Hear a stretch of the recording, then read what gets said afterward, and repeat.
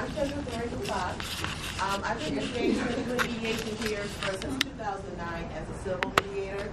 And this year I just finished a dispute resolution training for the domestic relations and fled with Erlene and Tony Rahim. So I'm very passionate about mediation. And in addition to, I'm also passionate about diversity training that I do elsewhere. Angie Martell. As you know, I'm a mediator for the Dispute Resolution Center. I also am a coach for IPL for the Dispute Resolution section. Just to answer your question, I've been doing diversity a long time, but I find that whenever this topic comes up, it's a very humbling thing that happens to me because when I think I know it all of a sudden I'm hit with something very different. As you know, I'm not from the Midwest. And so I had to learn cultural diversity because there's a different tone in the Midwest. And there's a different sensitivity in the Midwest. And I was like, whoa. And so as a mediator, it sort of affected my thinking on how I approach communication and mediating with people that are from very diverse areas, whether it's geographical, ethnic, racial, gender, religious. And so before we commence, so the intent of today's lunch is for all of us to break out of our comfort zone and to have a real honest conversation about diversity. There are all types of diversities that we encounter as mediators, and they may or may not play a factor in how we mediate a case. What we want to do today through our PowerPoint and through our skits and conversation is to explore our own behavior can affect the participants' interaction in a mediation. Yeah, so for the sake of time, we had already passed out like a quiz in front of you. I'm just going to run through it and give you the correct answers just to save some time, but I want you guys to have the information. For instance, on that first sheet, it's a multiple choice question, and the first one said, what portion of the U.S. governmental budget goes to welfare and Social Security? And then, Do you want him to take a guess? Yeah, sure, take a guess. You have to move on. It's B, less than 1% goes to welfare and 20% to Social Security. What percentage of gay, lesbian, bisexual, and transgender high school students report that their teachers never or rarely respond to homophobic remarks made by other students, according to the national study by the Gay, Lesbian, Straight Education Network? D. Yep, D is the correct answer, over 84%. Number 3, according to the National Center for Education Statistics, what is the percentage of U.S. schools with no teachers of color on staff? D. C. It's actually C, 40%. According to the U.S. Census Bureau, the median annual income for U.S. white men 25 or older who have earned graduate degrees is $80,000. What are the median annual income levels for Latina and Native American women 25 years or older who have also earned graduate degrees? D. Yes, D is correct, $50,000 and $40,000 respectively. According to the Children's Defense Fund, how often is a child born into poverty in the U.S.? Every 32 seconds, every 3 minutes and 2 seconds, or every 32 minutes? B. B. It's actually A, every 32 seconds. And I guess the reason why, there was a lot of information about diversity, whether it be religion, whether it be sexual orientation, and I chose these 5 because we wouldn't be here all day answering all the questions, but it's just more like to create an awareness of how we are different. A lot of us have grown up and we've been very advantaged. We've grown up in great neighborhoods, we've gone to great schools, but we're mediating, and then sometimes we have clients that come in, or participants, I'm in my counselor mode, participants who come in who may not be of the same backgrounds that we are. And sometimes we might not understand where they're from, culturally or otherwise. And so that's why, Angie and I felt very passionate about the diversity aspects of it, because all of us have, I would say, preconceived notions of when you see an intake of what's going to walk into the room. What do you think before they get there? And is that in your head while you're mediating these cases? And so, we thought that was important. We want to just go into that further. So the next part of our agenda today is the skits and role plays. So we put a skit for each table. One of you has race, another has economic, another has race, and religion, and also LGBT issues. So we'd like you to have 15 minutes. 2 of you will act as mediators, and 2 people will act as parties. If you have more people, then you can just role play within Be each. observers. Be observers. I'm sorry, the role play is 10 minutes. 10 minutes. So what we'd like you to do is dialogue with your group. What did you observe? What did you experience? What would you have done differently? What questions do you have after this exercise? And we'd ask you to please select a point person from your group to present at the end. Mm-hmm. Are the photographs supposed to guide us? Oh, I'm sorry. The photographs are the parties. Yes, I mean, so we should assume the persona of the person in the photograph? Yes, those are the parties that are before you. Mm-hmm. So the way they're dressed? That's who they are. They came to you today in that fashion. This is what they are. Okay, we're going to start with the yellow group who had economic. So the yellow group is Lucy is unemployed and receives public assistance.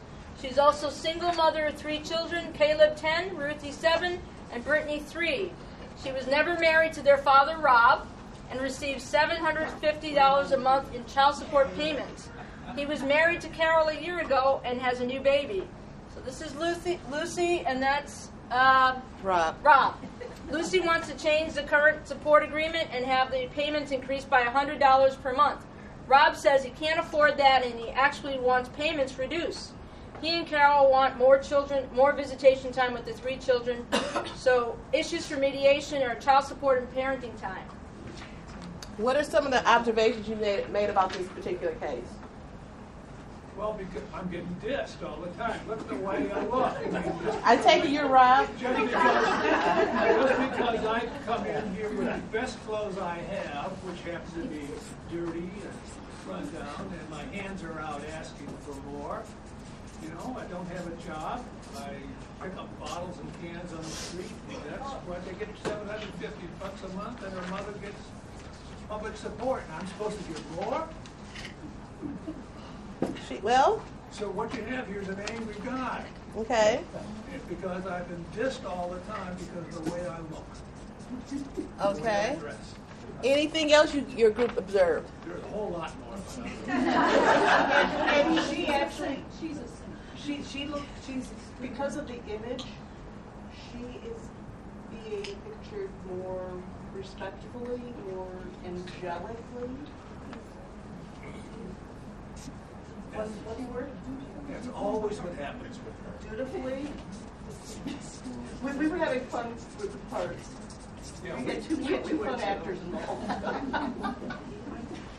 What about is there anything you would have done differently or in this mediation or, I mean, other than what you already did? I think I heard some, Rob was, I think you made comments along one He's got an side attitude. He's got an attitude. about, how you were destitute and that you couldn't afford to do anything and that you're already getting public assistance. So, But I'm in school. I'm trying to better myself. I need more money for my kids. But she didn't really. So who are the mediators in this group? well, see, that's what, but when we get our intakes as mediators, we usually don't know the reasons why. So it's kind of like we kind of, well, no, I mean, because think about it this way. I mean, if you, with a new intake, when we get our cases, 90% of the time, all we know is that the dispute is they're divorced, she wants money, she wants $100 a month, he wants visitation time. And when we're doing the mediation, we kind of have to peel that onion, get the layers to find out. Hopefully it comes out in the mediation and Rob and Lucy can come to some type of agreement, like, okay, you know what, maybe he does need more time with the kids, and maybe we can compromise, and maybe we can $50, but the key is we got to deal with as mediators. Let me say hypothetically, but the key is we as mediators, we're not supposed to be concerned with a lot of the intricate details, more so than focusing on the issues at hand. And I guess our purpose with this particular case is to have people look at it as what the facts are without making assumptions based on appearance. That's outrageous. Well, the other thing also for mediators is if you have somebody who is frustrated or angry, more upset because they're in a situation with someone else for a period of time and they've been judged. How do you deal with that as mediator? Do you get any feelings as a mediator about waiting for you? Well, we were trying to get him to say some more about how he felt about it, and he really, He's mad. he is mad. He's just ignorant. What it threw us a real curve, I think, when he said, everybody's against me. It's kind of like, it was almost a That's true. paranoid kind of a. Yeah, it is. So when he It's not said just everybody's us. against me, you thought he was being paranoid? Well, I was a little concerned that he might have some mental health issues. See, that's what they always raise. You're crazy. You're crazy. And I was just going to add too, You're one piece to that. You're crazy. Angie and I talked about this earlier. Like we talked about like the image of Rob, and how would you feel? You walk into a room and Rob is dressed like this, and maybe he might not smell so nice. How do you when you approach the room? How do you approach this person? Because this is a dimension of diversity in a way. His appearance. Diversity is more than just about the race and obvious things like religion is more, or race or sex is more. There are things that we don't know. His military status, say he's a veteran. We don't know that. So I told Angie, you're looking at him thinking, well, he might have cooties. I'm going to sit like 2-3 feet away from him. But we're supposed to be, we're supposed to be unbiased. So those are things that, yeah, exactly. All right, so our next one is LGBT, red group. 2 men were married in Massachusetts in 2005. One party adopted a boy in 2006. They're now breaking up and the child's 12. The adopted father wants sole legal and physical custody. He argues that the other person is not a parent because they are not the biological parent, and they are not the adoptive parent because in Michigan you can only have one person to adopt, even though the parties are legally married in Massachusetts.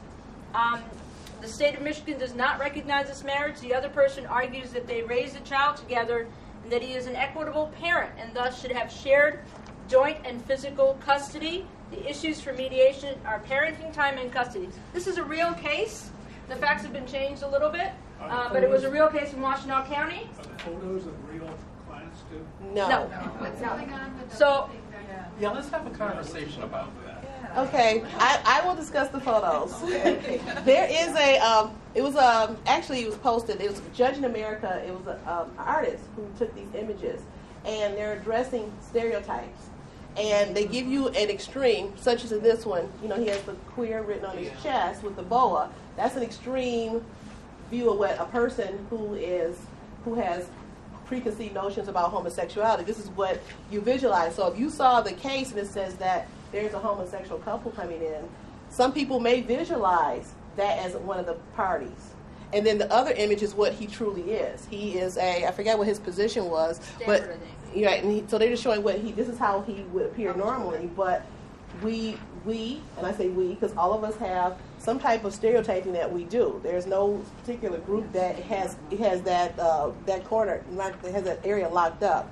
So, but that's what, they're just giving you extremes from what they really are to what we perceive they are. And the other picture with the guy with the noose, he's actually a pastor, but if you were to say that he was from, say, someplace in a state where, like Mississippi, we're talking about that he's from an area like that, you may make assumptions, about him based on his name, based on about how he appears, that he may be different than that. So these are things that we just, and that's what the purpose of the artist when he made these images, to get us to start creating a dialogue. And so when I saw those, that's what I initially thought about. I said, okay, we're doing a diversity class, and I like these images in terms of they are extreme, but they make you aware and they make you have dialogue about it. And in terms of the LGBT one solely, I mean, the thing is, in some members of the gay community feel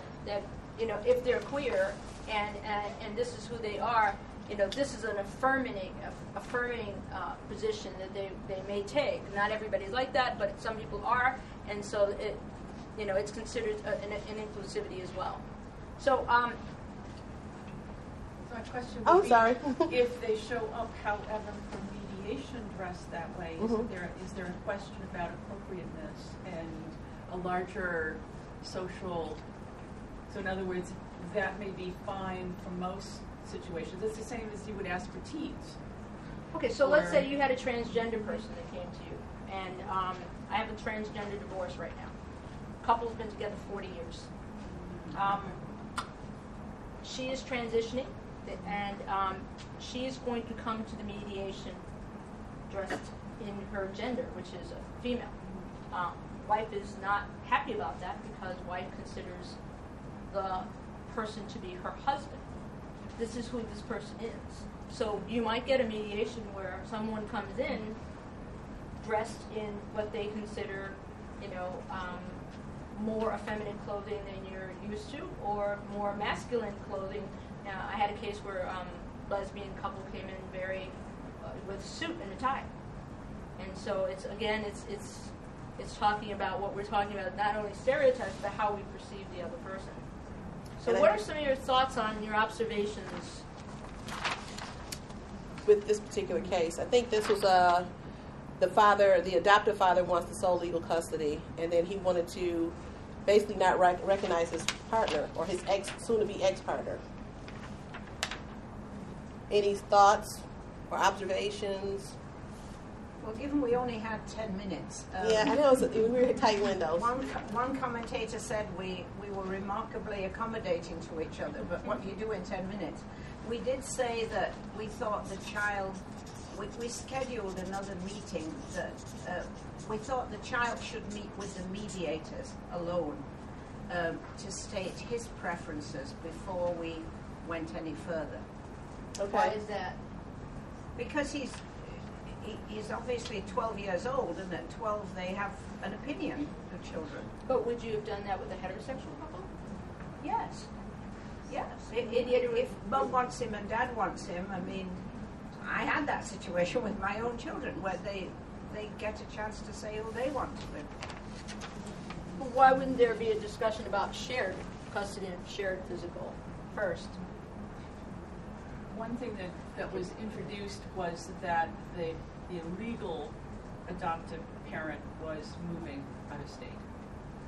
So they were talking about ways that they could share custody, but it couldn't be weekends versus weekdays. It had to be larger blocks of time, and that's pretty much where they left it. Okay, that's outside of this scenario. But the two parents had made this decision. They made the decision that they wanted to have the voice of their son involved. Okay, that's part of your scenario. Okay, Yes. all right. Yeah. Okay. And I'm just going to address the thing, and I know, Sally, if you want to chime in, or even Carmelita, I can see you right there. Hi. When you have participants, there is no dress code per se for mediations. People come as they are, correct?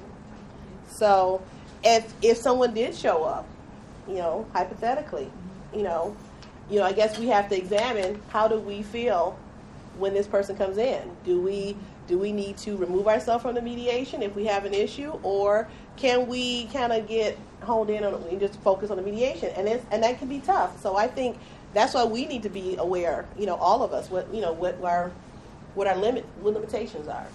And some of the issues that come up in this, and we'll talk about this more in a future workshop where we have gay and lesbian transgender issues, is, it wasn't two men, but it was two women, and the actual judge could not grant the divorce because Michigan does not recognize the marriage, but did send it to the friend of the court for parenting time and mediation. And it did come to the Dispute Resolution Center for mediation to discuss the parenting time and custody.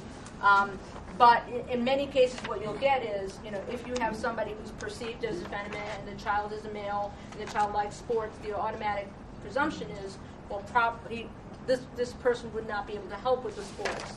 And if you haven't flushed that out, it's sort of problematic because it's that perception that that person is. Mm-hmm. Anything else from this group? Anything else you guys want to add? Are you okay, this group? Well, it kind of looks like there's some discord with it. My feeling about it was that I was one of the parents. I was the adoptive parent. Okay. And so from our perspective, I felt, as two parents, it was just like a regular parent thing. Mm-hmm. you're fighting over the kid. And Mhm. sometimes you're accusing each other Mhm. that, well, you don't really care. You know, I adopted the kid. I'm the one that really cares as the legal whatever ties. And so, from my perspective, I didn't see the diversity. Well, I guess. And so but I think the whole point is from the mediator's perspective. Right. seeing the diversity. And I guess, and that's why diversity is such and I'm trying to make sure I stay in this mode, because diversity is such a huge, huge thing. I'm passionate about diversity. I mean, everything we do. I think somebody pointed out ways that we are alike, and then there are differences when it comes to the diversity. And so I think that was our purpose of coming up with, these are true examples, but why we pick some of the ones that are a little bit more extreme, because we as mediators, and that's our core, we need to be aware. It's like we have to be held here because somebody's coming to us, and then we know that we have limitations. I have the same thing if I'm a therapist. Say this couple came to me. What if I had biases? If that were the case, can I help this couple if they wanted to do something to save their relationship, or ultimately have a family mediation? How do I address it if I had biases? So that's all this is. That's the purpose of that. And the other thing is these questions can be raised. I mean, first of all, the person that was there was a Latino man. So maybe there have been issues about raising the child in a specific religion as opposed to the other person. So there may be diversity there. One person may be in the closet, the other person not in the closet. The fact that it says he's the adoptive father, there are many cases with LGBT issues across the state of Michigan where parties are alleging that they're not the parent, even though they've been parenting for 20 years, because they don't have that biological connection, because they don't have the second parent adoption. So you may get a situation where somebody believes they're in the right. This is my child. They have no legal right. I'm done. I don't know why we're even sitting here. Mm-hmm. Or this person is not a good parent. He's not a good role model for my son. I don't want my son raised like this. This is, he's just a caricature of what we should be. And I don't know why I've been with him for 12 years. So you have those kinds of dynamics of, homophobia within the LGBT community that can come out in a mediation. Mm-hmm. Isn't the question, how does it affect the mediators? Is that what we're trying to deal with here? Or Yeah. it's not. We're not trying to save the world. We're just trying to make sure we, as mediators, that we are being as objective as we can. If we can't, it's about awareness. A lot of us feel that and Angie and I talked about this earlier, a lot of us feel that we are so comfortable with diversity, you can bring anything in front of us and we can handle it. But that's not necessarily true. There is going to be something that comes up for each of us that we're like, okay, I cannot be unbiased in this situation. So do we know what our limitations are? Are we honest about what they are? I'm more worried that you have the bias because you don't know. But that's what we're saying. And so that affects it. So if say this is hypothetical, I want to go off. I told Angie to pull me out if I go down the wrong rabbit hole too far.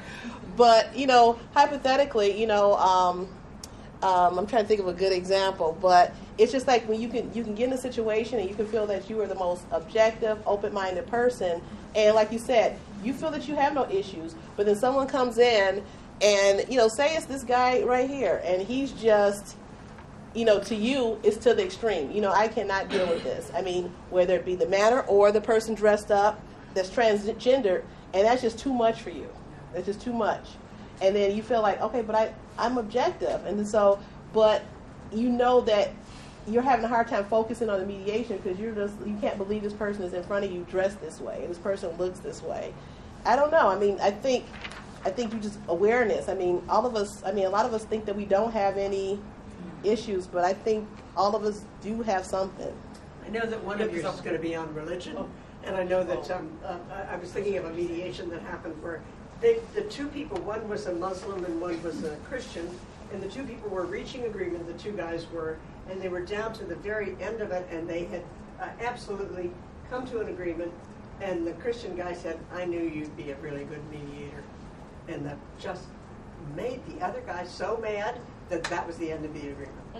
And, you know, he thought he was giving him a compliment, but it was so stereotypically said that the Muslim man said, no more, no agreement.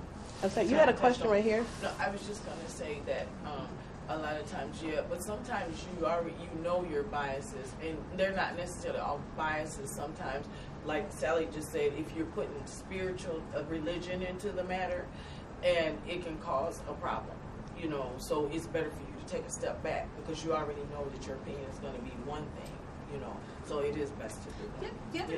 The other flip side, I'm sorry to cut you off. The other flip side I have is sometimes there's unconscious unawareness. I've had mediations in the last 6 months where I've just not really, you know, there are issues. One was on religion, another was on LGBT, where just information that I wasn't privy to about the culture that I was dealing with, and I did something that was almost catastrophic because I thought I was trying to solve the solution because both parties were in favor of it, and then when it was found out that this was a blasphemy to their religion, which they didn't know because they were young people, not to discriminate, but their parents knew that they shouldn't have done that.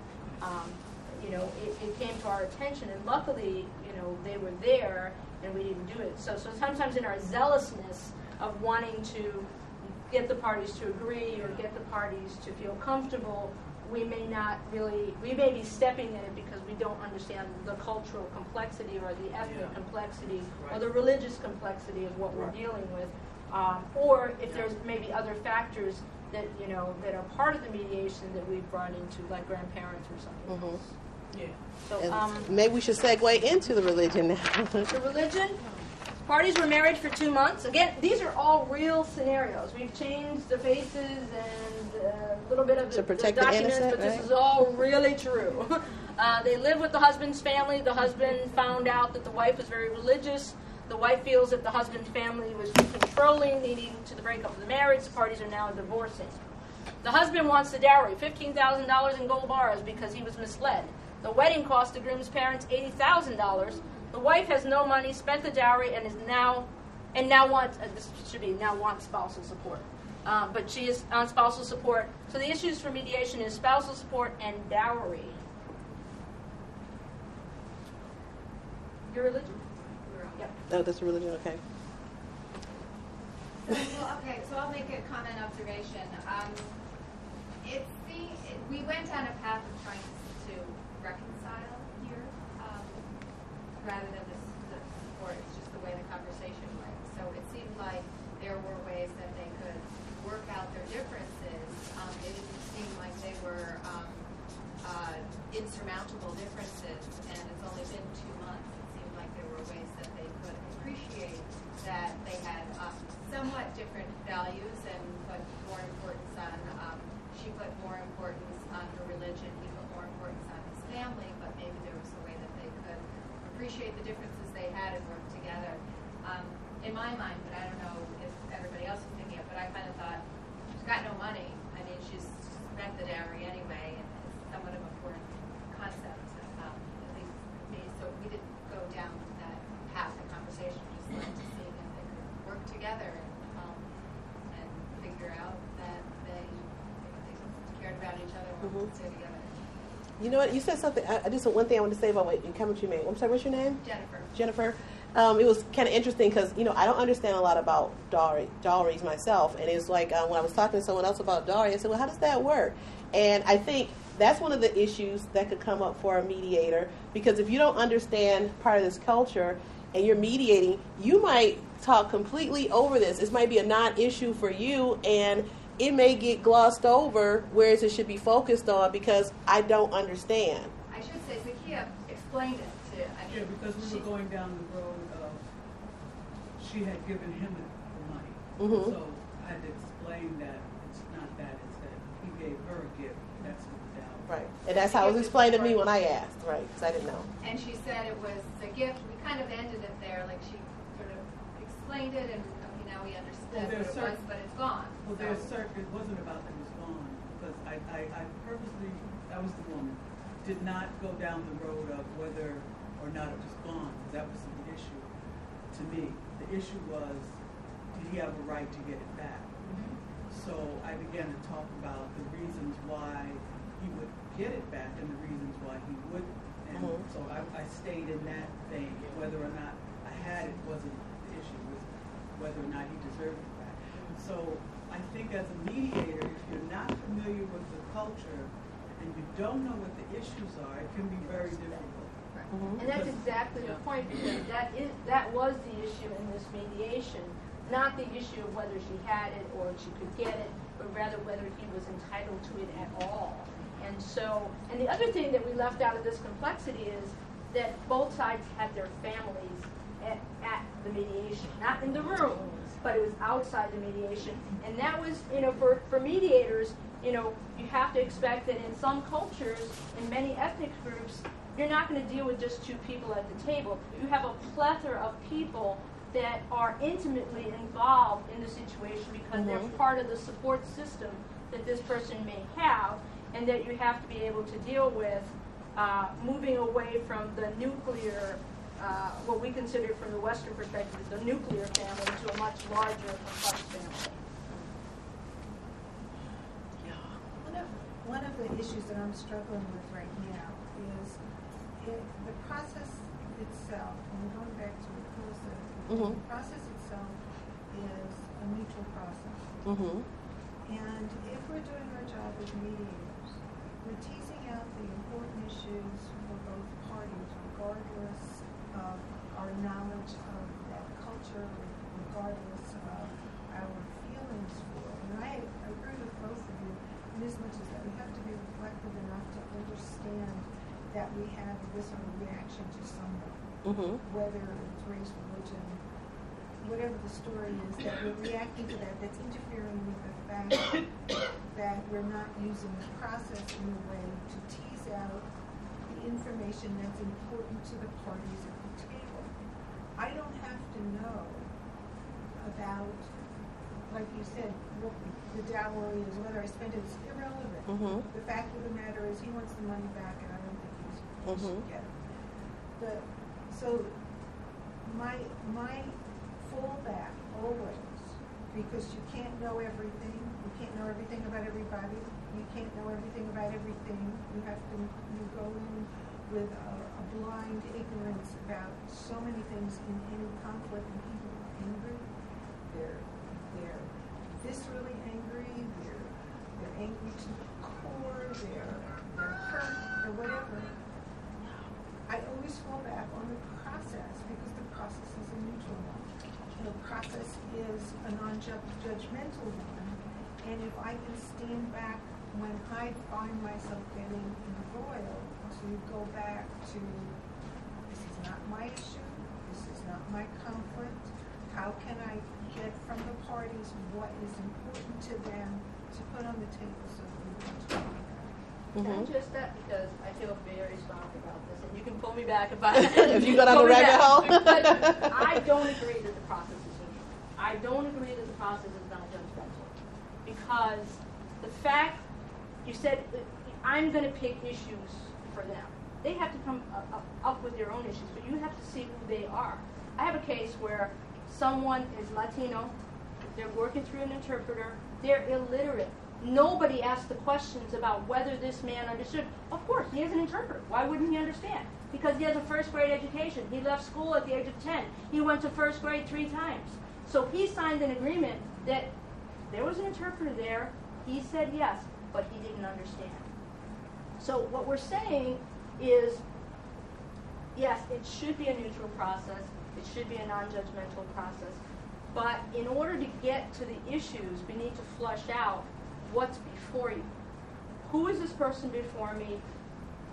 First the question is the level playing field fair? I mean, is it balanced? What's the power issues here? If somebody has more money than another person, if somebody's been raising the children. One of the big issues that just rattles my brain is when people start to talk about somebody being undocumented and somebody being documented. Well, we can't give dad the parenting time because he could get deported. Well, what does that have to do with parenting time? So I think that the mediator is part of the process to help the parties reach an agreement, but they have to understand who the people are and who are before them and what some of the issues are. So, and the dowry issue is a big one because, you know, it took 5 minutes for somebody to explain, to say, can you explain to us what a dowry is? We don't have to understand in depth. I mean, the lawyer, actually, they had 2 lawyers. The lawyer actually wanted to give us a brief, and I said, well, we're not accepting the brief. That's before the court, but can you tell us what this issue is that you put on the table? And why you think you're entitled to this and why you think you're not entitled to this. And so it's about asking the question. So I guess it's what we're talking about is, you know, we're moving beyond the new face of diversity awareness, or the new issue is we need to inform ourselves about how to ask more questions, because when we don't ask the questions and we just let the parties talk amongst themselves, we miss perhaps opportunities. Another issue which could come up in this is knowing the culture. The woman in this culture may not speak up, may not say what she really wants, and we have to know that is a power issue. You can't just walk in and say this is a neutral situation, man and woman, they're going to talk to them. So it's good to be aware of those. And the other piece, too, that came out after we wrote the issues on the board was that they wanted to get a religious divorce. And that happens both in Muslim and Jewish religions where you have to get a get. And I had a mediation where the co-mediator said, what's a get? And I'm like, they may. I don't know what a get is. Like, I want another co-mediator. Well, I have 2 comments. Okay, is it Jennifer? Yeah. Joanne, I'm sorry. With Joanne, again, I feel strongly that the process should be neutral. I do. I mean, and so, yes, I mean, every mediator's toolkit, we're supposed to be neutral, we're supposed to be unbiased, supposed to be unjudgmental. So that is very true. I mean, I feel it should be.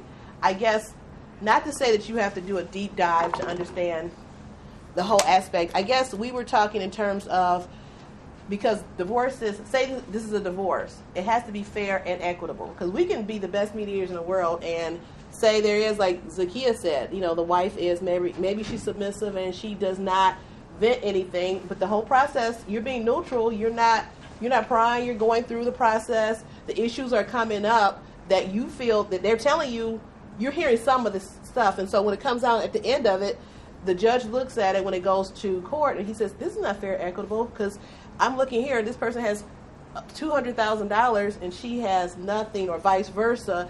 That divorce could be still null and void. So it's like that mediation is for not. And so, what do? You try to be neutral, as much as possible, but I just don't feel there's any harm with us being mediators, understanding that there are diversity-related issues that are more than likely to come up than not in many cases now. Because, everything is so diverse.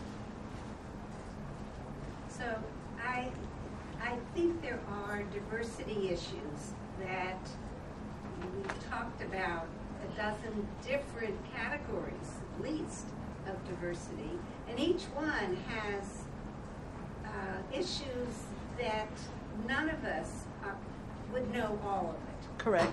So we're not going to know it all.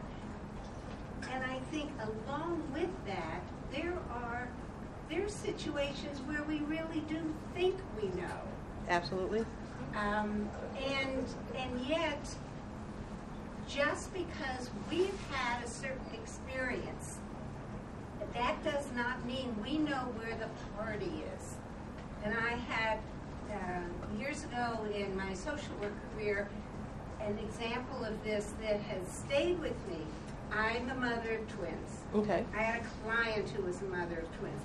Oh, good, we're aligned here. Her experience was so different than mine, and it got me into some hot water. Well, not really hot water, but it could have. If I had not realized in time that, whoa, this is not the same experience. Just because we had that in common, or I thought I knew what a mother goes through. So I think what I hear you saying is there are all these issues out there, And we have to be aware that when a certain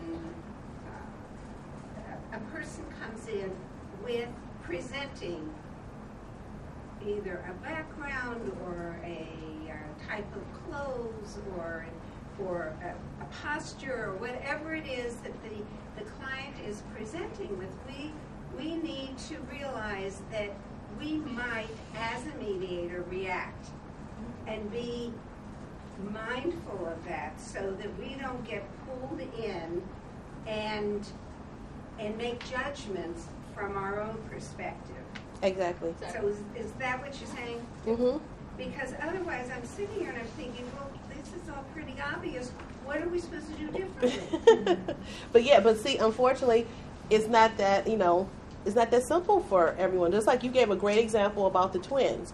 And me being an African American person, I don't know anything about black people who happen to be Muslim. I don't know anything about that. So I may be Christian and I'm talking about, prayer or something like that, and that may be offensive to someone else. We share a common dimension that we're the same color, but we share a different religion. And so I have to be cognizant of that also, so all of us do. So it's not to say that anybody is doing anything that's intentionally wrong. I mean, we just need to be aware. And then that's the buzzword, just awareness. All right, so we have another skit. Yep, Grace. Mm-hmm. And Ricardo purchased an after-the-market modified 1998 Ford Marquise from Sherman at ABC Motors for $5,000 in cash.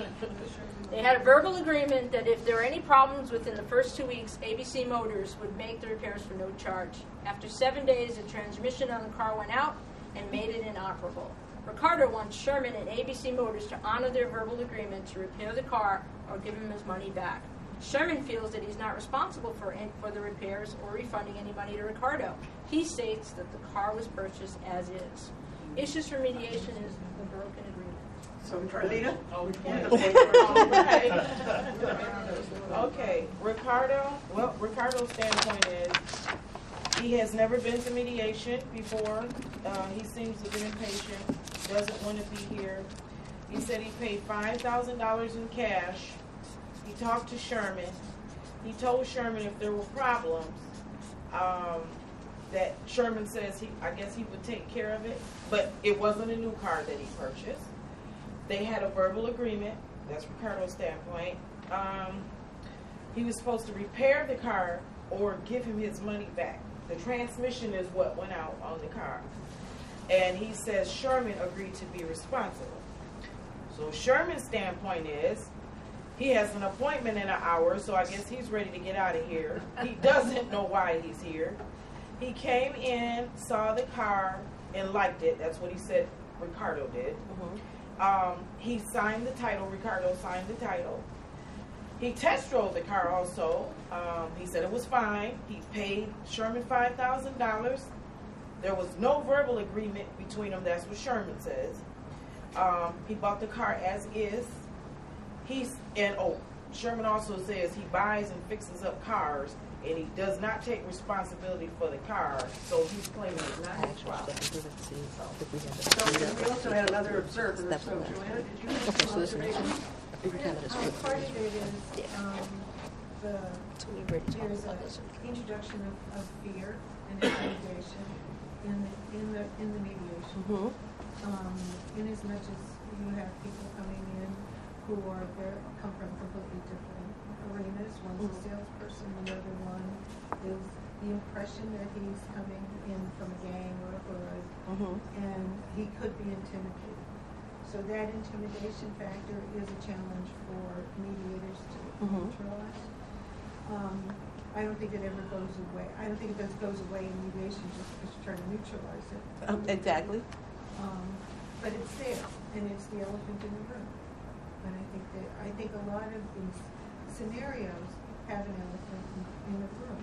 That as skilled mediators is our responsibility to tease out what are the issues that we can resolve at this particular point in time, limited to a box that we have in a short intervention.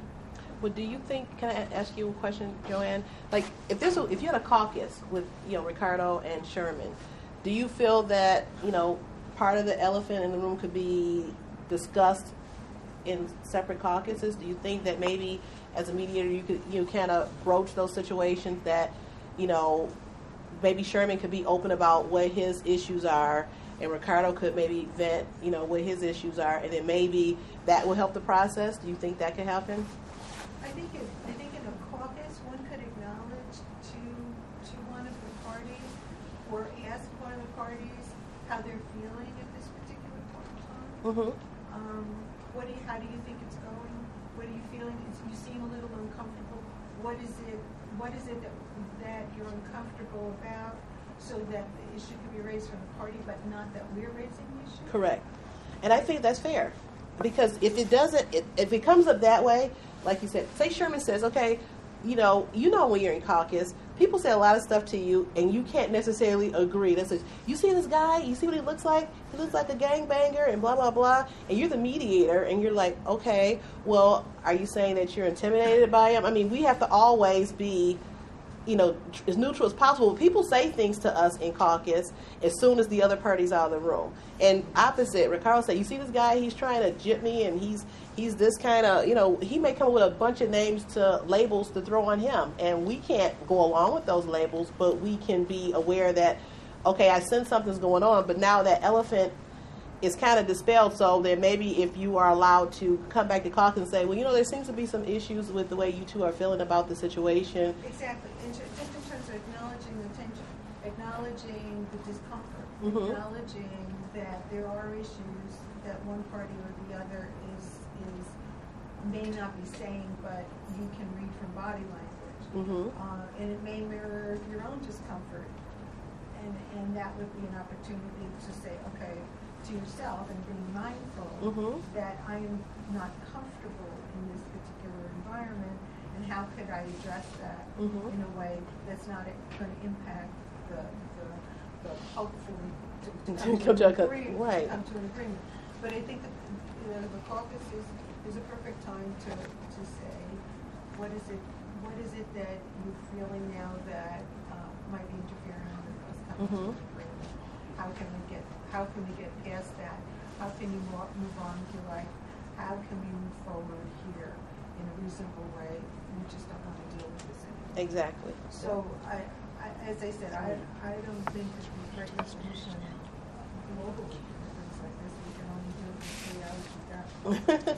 Exactly. Okay, so la próxima porción de este programa lo vamos a hacer en español. Las personas que van a entender esto, vamos a dedicar el próximo parte del PowerPoint para discutir eso. ¿Todo el mundo ha entendido lo que yo dije? ¿Quién ha entendido?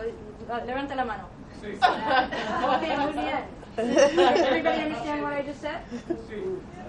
Not all. So about 6 people raised their hands if they understood what I said. That is the experience of somebody who comes to you in mediation who doesn't speak English. So I just did that so I didn't understand anything. flavoring of the fact that you didn't have an understanding. What I said was that the next part is the PowerPoint, and we're going to do the PowerPoint now, and if everybody understands that, please raise your hand. Okay.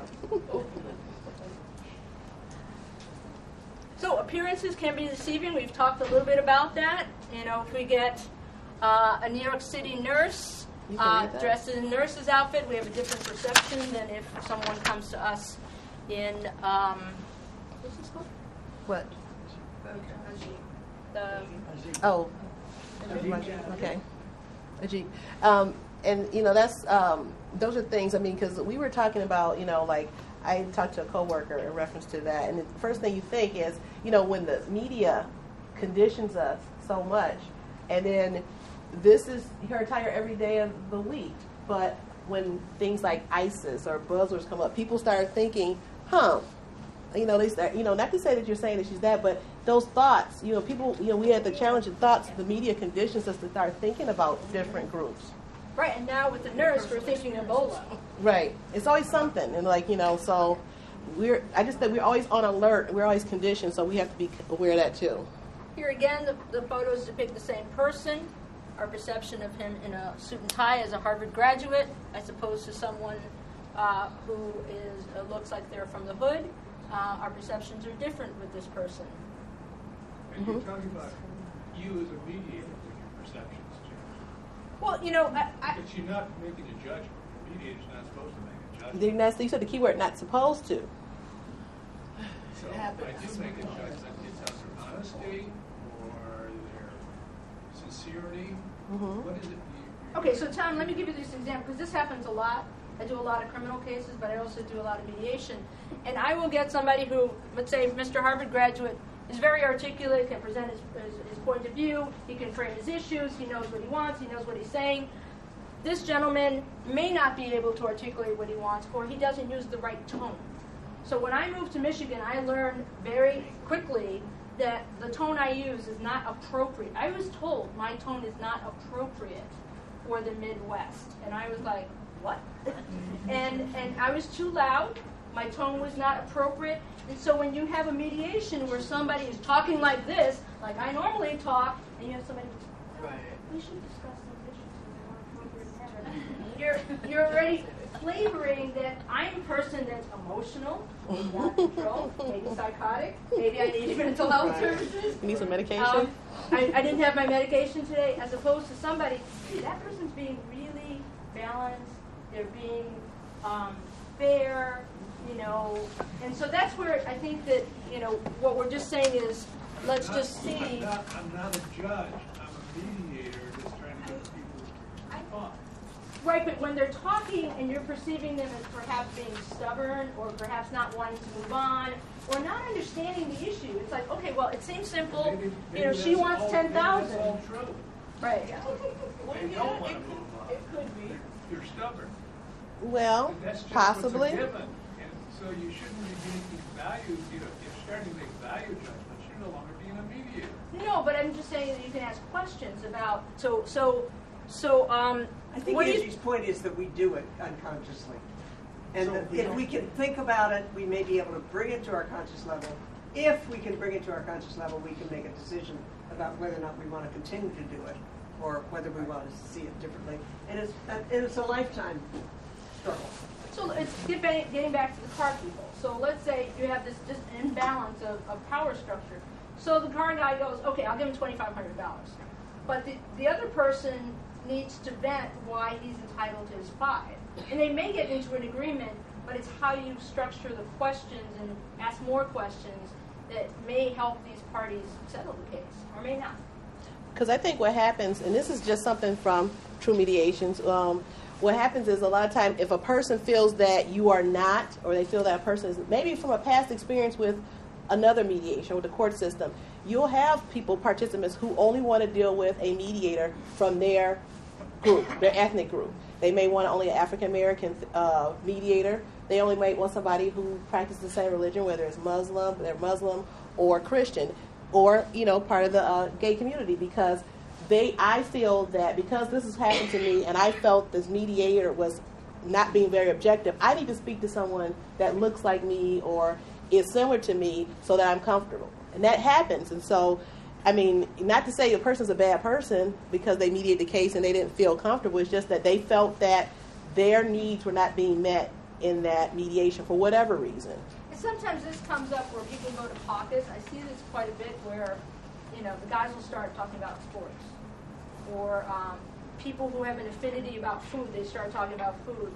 So the other person's not really engaging in this. And it just, they were just chit-chatting because there was a break, the person had to go to the bathroom, and it was uncomfortable to sit there staring at somebody for 5 minutes. So they just were engaging in small talk. But the perception could be that, you're not making a rapport with me. So it's just those things to think about. I'm conscious of the time. It's almost 1 o'clock and we are very good about ending on time. Can people stay a few extra minutes? How much longer do you think you'll? Probably 15. Yeah, I thought it 15. was 1:15. No, it's 1 o'clock. Oh, it's 1 o'clock? Oh my gosh. So we get carried away. to, Okay. Stay for another 15 minutes. And if you need to leave, that'll be okay. Okay. I didn't know. I'm sorry. So the same thing here. We've talked about the full-time missionary versus the person who is from a more, I don't know what to say. What religious background? The guy is I can't remember his name. He's a pastor, a missionary pastor. Same thing here, Latino man who's a construction worker versus a Fortune 500 company executive. Asian woman who is a writer, artist, and a Stanford grad. Iraqi combat veteran, person who may be down on his luck. A widowed mother of two kids, and somebody who earns money in a very interesting provocative way. She has a provocative field, right? The founder of Family Outreach Program, Ben Alvarez, and Benjamina Alvarez, drag queen of Ann Arbor. World-famous painter, Alexander Hoffman. I don't know what he has there. Is that a knife? No, I think it's just a tattoo. I think it's just, I can't tell. It might be a knife. Yeah. A switchblade. Cool. Yeah. Phone app inventor, worth millions, and student. So what makes people tick? Disputes are more often people problems than legal problems, and by searching the underlying interests, wants, values, needs, we can more easily reach the heart of the matter. And that's what we've been talking about, is just, more questions and figuring out what makes people tick and what makes them, Okay, let's see. A person's person's cultural background can be a strong and invisible factor in the process of mediation. Compound this with your intuitive response to conflict as one of confusion, weakness, and self-absorption. I think that's an issue that we often forget, is that the people that are coming into mediation often come in confused, feeling weak, and self-absorbed. We are feeling fairly comfortable with the location, and we forget that other people are not. Because it's like, I want to be heard. I need my issue heard. In some cultures, interrupting others is not rude, but expected. And that's one thing as mediators. I mean, how many times have you felt you had to give people time out and like, okay, you let the other participant speak, because that's part of our neutral process. But then we, sometimes being aware that this may be something that happens in another culture. And cultural differences in styles of communication, more expressive versus effective versus less. Some people speak with their hands. I tend to, so sometimes I will hold something so that I'm not all over the place. Because it's a control. Everybody has a thing that keeps them focused. And variations in how conversations should progress. Should it be linear, singular focus, or should it be multi-focused or global? And when you get here, what I want to do is, we get a lot of cases in engineers, and engineers have a certain way that they want to mediate, and their partners, who are total opposites often, have a different way. And that could be challenging for a mediator, especially when mediators are also challenged with math. And just talking about some of the dimensions, we talked about how huge the dimensions of diversity are, but we just touched on a few. Whether you're by its age, whether it's gender, political beliefs. I mean, it could be, anything from what your educational background is, what your income level is. Do you have children, not have children? How many times have you been married? What part of the country are you from? Are you from another country? The list is endless. And so we just want to make sure it's awareness about what the dimensions are. And it's been suggested that lacking cultural diversity, competence borders on unethical mediation. And then we talked about that a little bit when we talked about with Joanne earlier. Is it unethical that we don't understand everything about our clients? I mean, I don't know if that's fair, but it's just something for us to think about. That's all. And I think, I think it's a two-way street. I think that we're all struggling with trying to figure out, how to be more culturally diverse, all of us, because, it's a very difficult thing, because you don't realize that you're not being, because you don't really have the information to know that you're not being culturally diverse. You know how you don't know what you don't know. Perspective, you don't know what you know, right? And when you recognize cultural diversity, a new toolbox opens up. You want to maybe reframe, thinking about, so you believe that way, whatever that is perceiving you as a person which is impacting the problem. It's just, I'm a person that believes in, I don't like to use why, the word why in any kind of situation, because why always seems accusatory. So it's like, why do you feel this way? I usually put a what or how in front of a sentence to change it to where it's not accusatory, to where I generally want to understand. And I don't have an issue saying, well, I don't understand this. What about your culture is different or makes you feel this way? Or how would you prefer that you're addressed in a situation? how you're treated as a blank is an important issue here. People want to feel value in a mediation. I mean, because Sally, you always had that quote. I never can remember it. It's not about the issue. It's about, what is it, about the principle. It's some kind of quote you use. If they say it's not about the money, it's always about the money, except in small claims when it's the principle. Right. People will fight over $20. It costs $20 to file the mediation, but it's about the principle. People want to be heard. They want to get a chance to vent. Focus on the interest. It's important that you are treated with respect, active listening, elicit, acknowledge, summarize. And you always want to be able to let them identify their values and needs. That's part of cultural competence. And that's it. So that's it. That's our diversity in a nutshell. And, I hope we didn't offend anybody. It wasn't our intent. We really want to get a conversation going and explore how we're all so different on many, many different levels and how we can work together so we can have more peace in the world. Because I learned a lot from Angie. We worked together on this. And it's like she's educated me on a lot of things, too. So that's great. Okay. Well, thank you all. Thank you.